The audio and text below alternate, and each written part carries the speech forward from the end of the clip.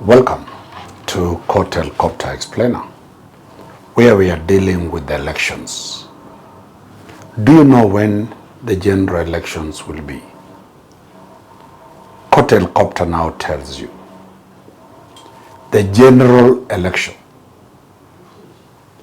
Kenya's general election, will be on Tuesday, 10th of August 2027. So you know that is cast by the Constitution. February, that is the second Tuesday, August, after 5 years. So it is on Tuesday, the 10th of August 2027. You will elect 6 officials. The President of the Republic of Kenya, together with his running mate, that's the Deputy President, the Governor, together with his running mate, the Senator, the Member of Parliament, the Women Rep, and the MCA. All those seats will be in the ballot. So the question is, who is mandated to conduct this election? If it's the IEBC. So today we are looking at the preparation towards that day. Our focus is the voter registration. Remember, under the Constitution, Article 88, the Constitution mandates IEBC to have a continuous voter registration at this constituency level. So for 5 years, IEBC must continue registering voters at the 290 constituency headquarters. That is called continuous voter registration. But from the 30th of this month to the 28th of April, the IEBC has started what is called enhanced voter registration. Today, we are looking at that enhanced voter registration. Where is it anchored? Kotelecopter brings always the law. Under Article 88 of the Constitution, the IEBC is mandated to register voters. So the IEBC has 30 days set that starts on 30th of March to ending to the 28th of April for enhanced voter registration. What does enhanced voter registration mean? Is that the IEBC now has moved from the constituency headquarters to ward level. They are going to the wards. So that accessibility to the voters to be there. That is the first thing that comes out. Number 2 of critical importance, and Kenyans need to know this. The old registration, you were supposed to go to register where you are going to vote. This time, the biometrics allow you to register. For example, I'm now stationed at Kotelecopter headquarters. My nearest registration center is the Anniversary Towers, where the headquarters of IEBC is there. If I want to register as a young youth person, I'll go to the nearest registration center. I'll register from the IEBC headquarters. I'll register from Shauri Moyo. I'll register from Nyamira polling station. I'll register from Bungoma secondary school. I'll register from Mudagashi. But I will say I am going to vote in Kibra. I am going to vote in Turkana East. I am going to vote in Machakos East. So this is a critical question that Kotelecopter is bringing to you. You don't need to go to the polling station where you are going. Many of you are traveling over Easter to go and register to vote there. It is not necessary to travel because you want to register. Now you can register digitally, virtually, from the place where you are, and you will indicate where you want to vote from. The second issue that we want to bring to you is that the IEBC has said the 30 days, they will work 30 days, Monday, Tuesday, Wednesday, Thursday, Friday, Saturday, Sunday. There is no weekend. So if you are working on a weekday, you work, go on Saturday and Sunday. When you are not working, register your vote.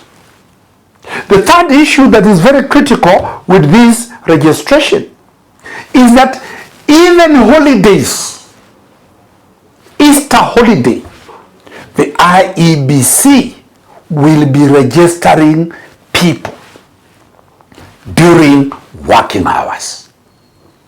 So there is no holiday. It is 30 days you will be registered as a voter. So don't say they don't work on holiday. They will work on holiday. The fifth issue is that if you want to transfer your vote from where you registered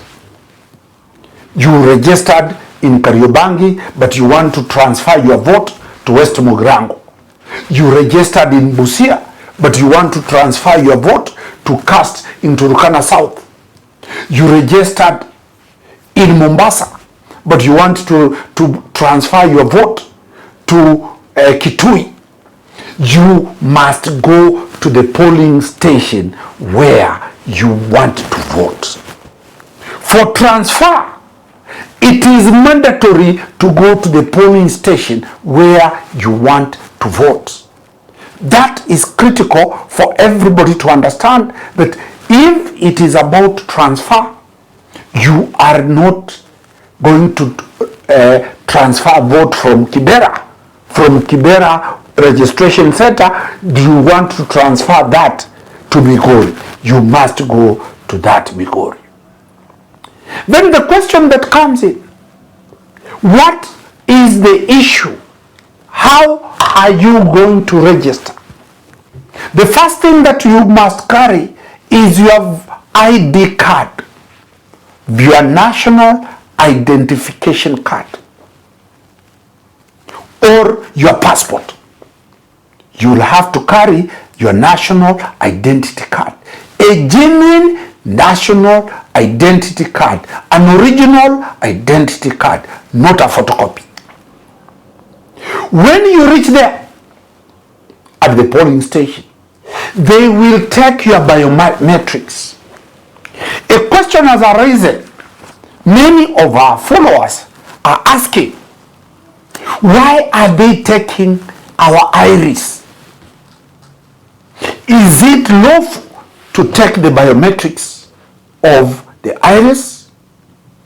That has been settled by the law, that is Section 2 of the Elections Act, Cap 7. It says, and I want to read, the voter registration process entails the collection of both biographic information and biometric identifiers. Biographic information is, for example, your full names, your sex. Are you male? Are you female? Which county do you come from? Which constituency do you come from?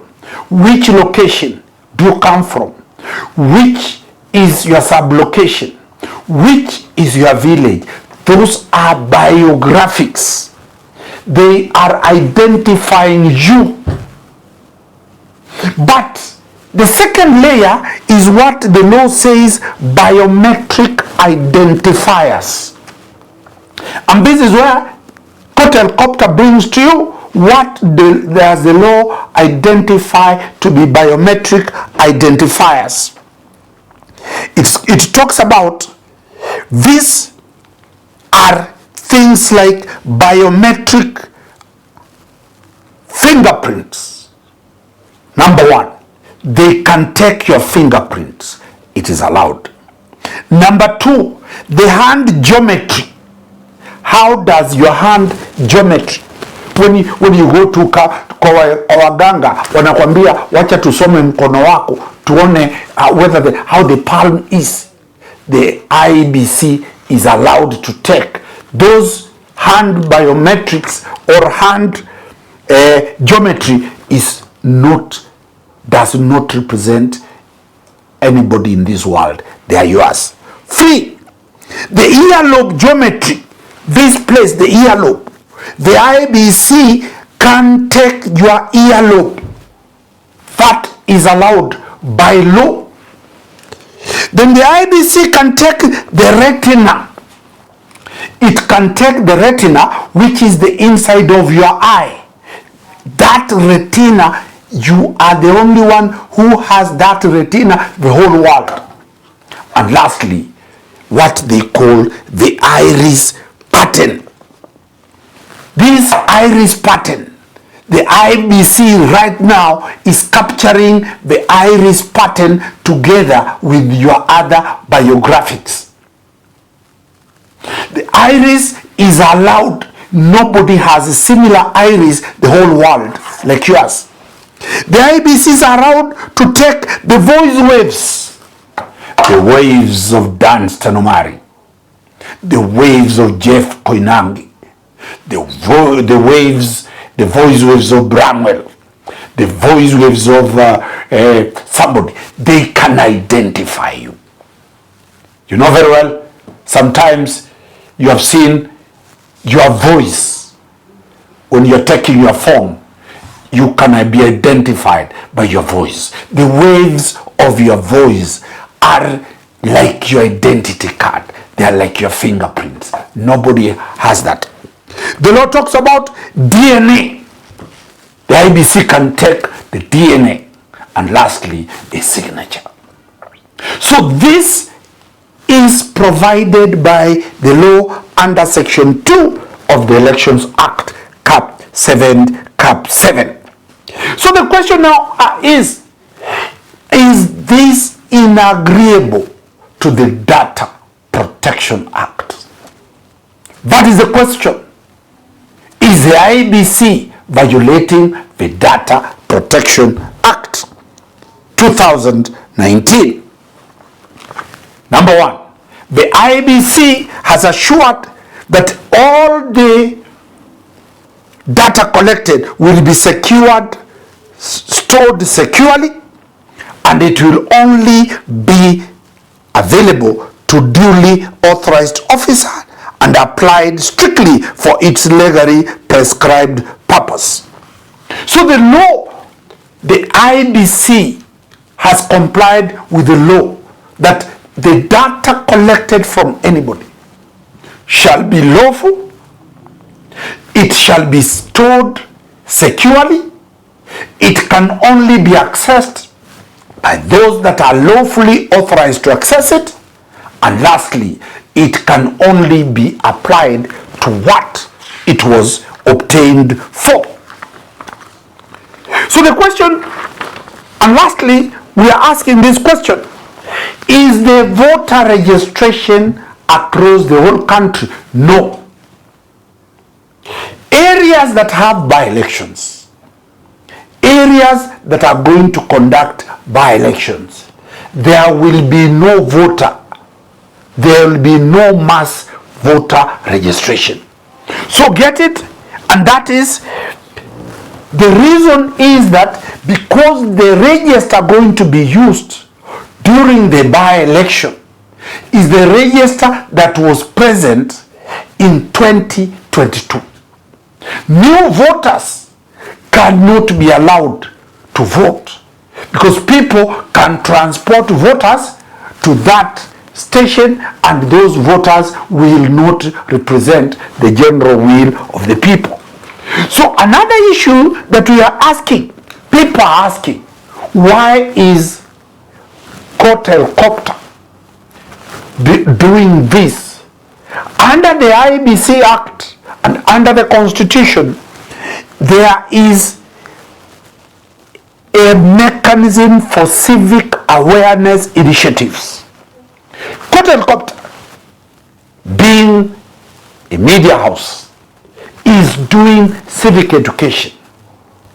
So what we are doing is provided for. Why for civic education?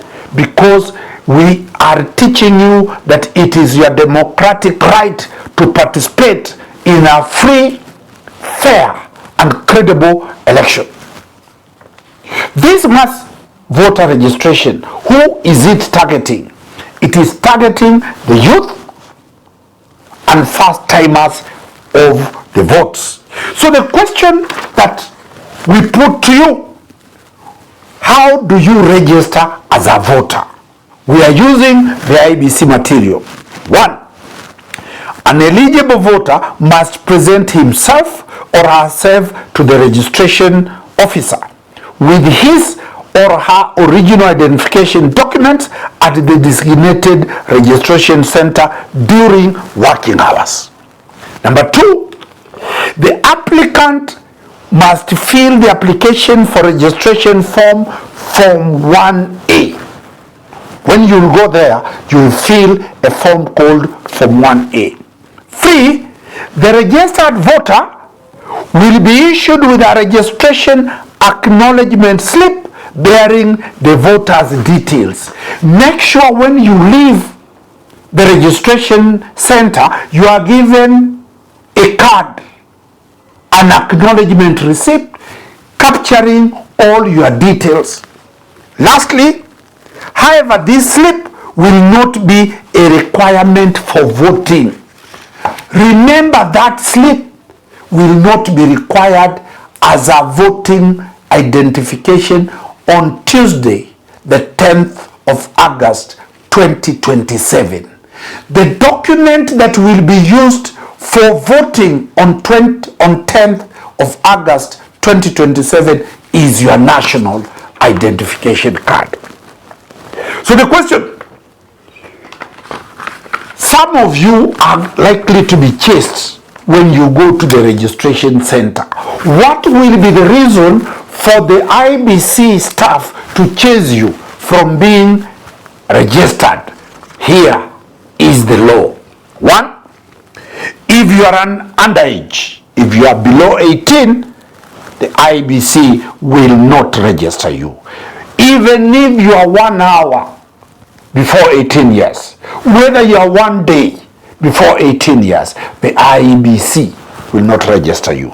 2, if you don't have an original national ID or passport, if you don't have that, if you have a photocopy, if you have an abstract from the police, forget. You must have an original passport and an original national identity card. 3, if you are bankrupt, if you have been declared bankrupt, don't waste your time going to a voter register. They will chase you. All bankrupt people are not allowed to vote. 4, when you have been found guilty of an election by an election court or reported to be guilty of any election offense during the preceding 5 years, if you are arrested and charged for the offenses related to election and you are convicted in the election of 2022, my friend, you will not be allowed to vote. You will not be allowed to register as a voter. So that's what I'm saying. If you have been convicted of any election related offense, you will not be allowed to register as a voter. Lastly, if a competent court has declared you to be of unsound mind, kama wewe ni wazimu, Wazimu, koti imesema wewe ni wazimu. Not the people in the village calling you, huu ni mwenda wazimu. You cannot be stopped because the people are saying, huyu ni mwenda wazimu. It must be that a competent court of law, and that is a magistrate, a judge of the High Court, a judge of the Court of Appeal, or a judge of the Supreme Court. If none of them has declared you as unsound, then you will be registered. The next question, can you register twice? Wewe ni mujanja, una register Kibera, unakimbia Nyamira, West Mugirango, una register pale, so that wakati the politicians are coming, you show them the card of West Mugirango, unapewa pesa. Unakuja Kibera, you show the card of Kibera, unapata pesa. You go to Starehe, unapata kadi ya pale. What does the law say? No. A person is only allowed to register once as a voter in a constituency or a registration center of his or her choice. It is an offense to register more than once. Kotelecopter now has told you, it is an offense to register as a voter more than once. Suppose you register. Watafanya nini? Here is what you are facing. If you register twice and you are convicted, you will be given a fine not exceeding 100,000 Kenya shillings or imprisonment for a term not exceeding 1 year or both.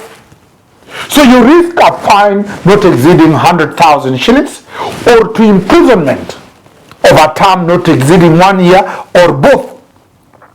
And what next? Such persons shall be barred from participating in the immediate election and the next that follows. So if you try to register this time, you'll be fined 100,000 shillings or a fine of 1 year or imprisonment for 1 year or both.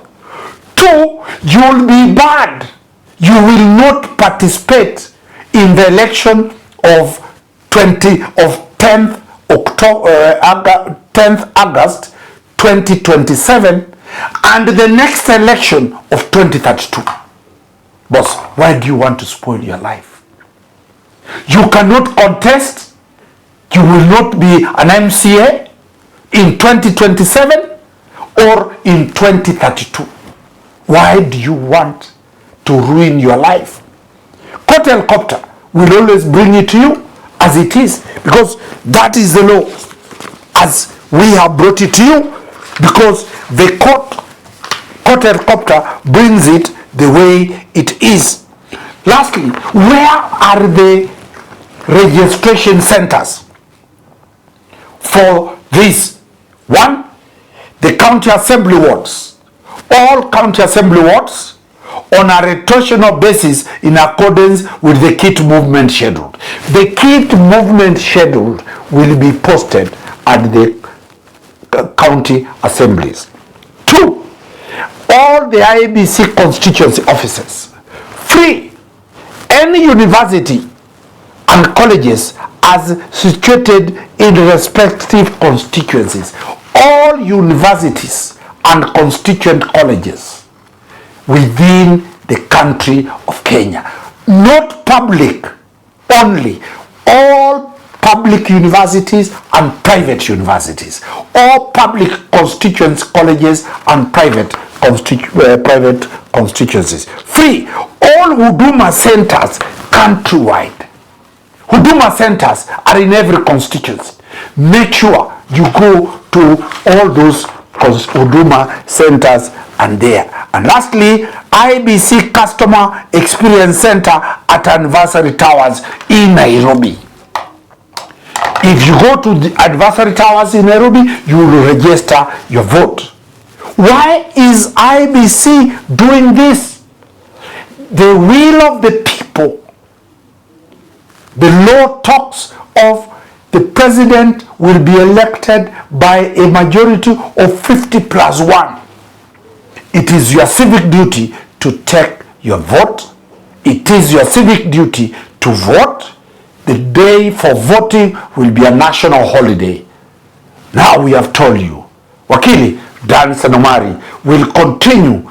Every week we'll have one episode about the IEBC as a precursor to the general election. We shall be delving into the IEBC Act. We shall be delving into the Code of Regulations. We shall be dealing with the Political Parties Act. We shall be dealing with matters election. Keep watching every week as Kotelecopter News brings you that civic duty which every media house, every citizen has a right to disseminate, to know knowledge. My people suffer for lack of knowledge, and ignorance of the law is no defense.